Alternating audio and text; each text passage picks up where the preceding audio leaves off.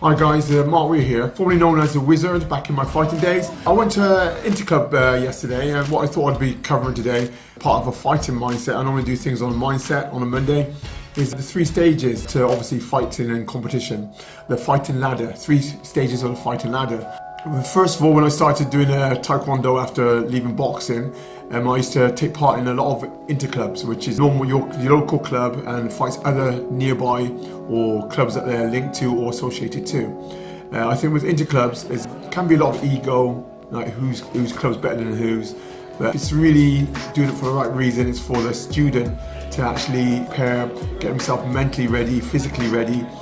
Some people you call gym fighters. They're okay in the gym, but when they compete outside that environment and against other unknown people, they fall to pieces. They haven't got the mindset. So what this helps develop is allowing you to be in close to realistic environment where you've got the crowd around you, you're not in your comfort zone where you're normally used to fighting and you're under different sort of circumstances. This is why I like traditional martial arts with the grading system, where you're standing out, being assessed, and you've got loads of people around you watching. So first of all, I'd like to say with this interclub, I like to say when you do interclubs, you're not supposed to take it too seriously. I went there, I've been doing interclubs, like I said, years and years ago, before I went into on the road, world-class level Taekwondo. And I see people hitting heavy. So if you understand this, if you're going full contact, I would understand if you're going to fight full contact. But when it's an interclub, the idea of interclubs is no injuries, no damage, and it's safe, it's shorter time than normal competition. So why would you be hitting full contact? You're not fighting full contact.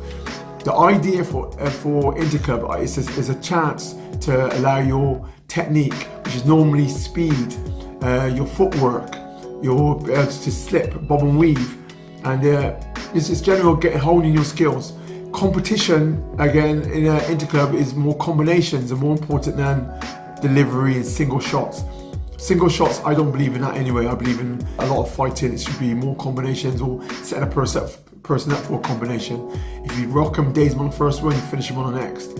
And when you go there and you're watching all these people getting ready, they're very much they're doing heavy shots, singular round kicks, singular hooks.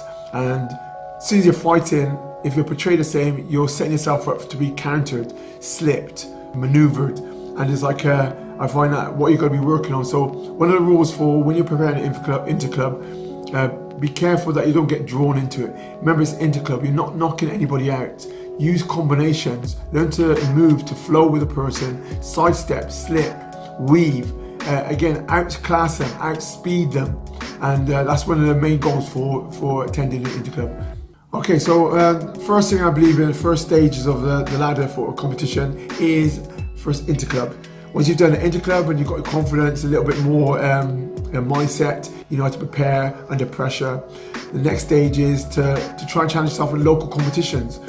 Local competitions where it's not too far to travel, don't have to prepare your mind or yourself too long. Again, it's the environment, because you're close to where you live, you're more likely going to be familiar with surroundings, especially if it's only an hour or so drive from where you actually live. And what that allows you not to get too overwhelmed, too psyched out. When you're traveling, you're in the moment. Sometimes when you're traveling 3 hours, 4 hours, just that alone, you can actually defeat yourself on the way there. That's why I like, first of all, a lot of my students, I like to put them in local competitions, where it tends to take no more than about an hour's drive to get to that location, hour and a half at the most, and that way is quick. You don't have to get there too early as well. It allows you to, if you have to weigh in, get back home, get your normal environment. You can relax, get your focus, and then when it's time to go, you get set, and you're not waiting too long and draining, which a lot of waiting around causes you to drain. The next stage after that would be international competitions. International, it could be further down the line, could be 3 hours, depending if it's amateur or pro, but down the line, you travel a little bit longer. You should be prepared, you should be a little bit better, your mindset should be ready if you're taking these steps. And then this is where you start to go international. From international, for me, it would have been like here or Europe or something, then before you go in worldwide. I always believe it's best to walk before you run, build up the level, get ready, get set, get used to the crowd being against you as well, which is another thing. When you hear the person comes out and the whole place erupts because you're not the favourite, or it might be that person's hometown. All these things can prepare you to cope with your nerves. The more you do it, the more familiar you get, the less chance it's going to have effect on you. And sometimes people use that as an adverse, as a more reason for them to win, to shut the crowd up, as they call it. You've got to try and find ways to turn things around. And this is another thing on the mindset of preparing yourself for fight or getting on a fighting ladder. So these are my 3 stages.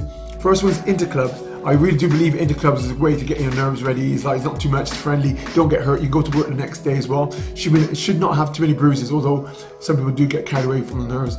And hopefully it's like you've got someone who's refereeing or organizer who's very savvy and astute and very on top of excessive contact. Number 2, again, you try not to travel too far because of mindset again, weighs on the body, the mind, and you can prepare you better. Next one is you're ready to go. Start doing international and then maybe you're onto a worldwide competition. It's totally different. When you travel worldwide, remember you've got to sometimes prepare about a week, 4 days, 5 days, depending how far you're going. I used to go try and travel a week. Try and acclimatise, it might be 2 weeks. The longer the better. This is the highest level. More than likely say, definitely doing this, you have to be a professional fighter. And these are my 3 stages of the fighting ladder. Remember guys, so if you like some of the content I'm giving out, please like, subscribe, tick the icon on the bottom and keep up to date with everything I'm uploading. It's Mark Weir. Remember, the fact that you can sweat, work hard, sweat more and stay young.